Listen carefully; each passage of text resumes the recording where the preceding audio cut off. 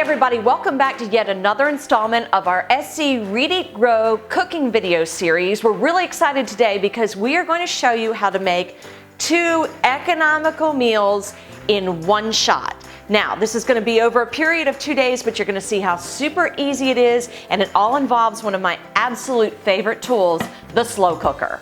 So any slow cooker will work. They're all great. Sometimes the simplest slow cookers are the best. So use whatever you have, and let's go ahead and get started.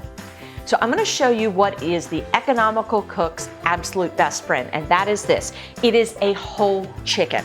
So by the pound, it is so much cheaper to buy it this way. And when you cook it in your slow cooker, the chicken is so tender that you can use all parts of the chicken for many of your recipes.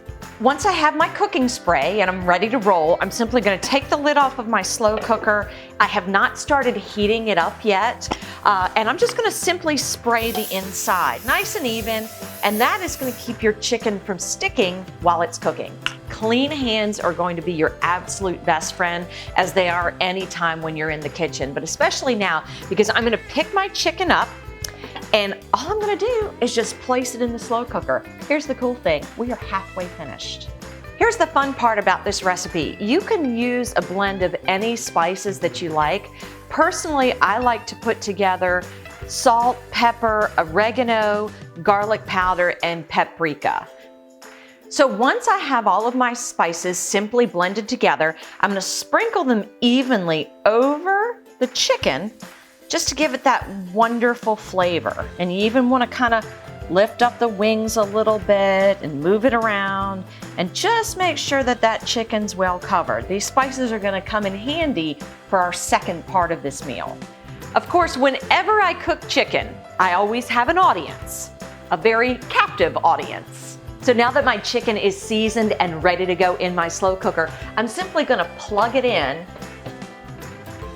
and cover the slow cooker and set it on low so that it can cook for about 6 to 8 hours. Once the chicken has cooked all day, you are free to take it out and slice it up to serve for dinner. And it is so tender, it practically falls off the bone. When you go to make the broth, it's very simple. Just put the remaining chicken carcass back into the slow cooker, add about 5 cups of water to the slow cooker, set it to low for about 8 hours, and then just let it sit overnight and simmer. So how do we combine this delicious broth and the leftover chicken into yet another scrumptious meal? Well, join us next week for the second part of this SC Read Eat Grow double feature.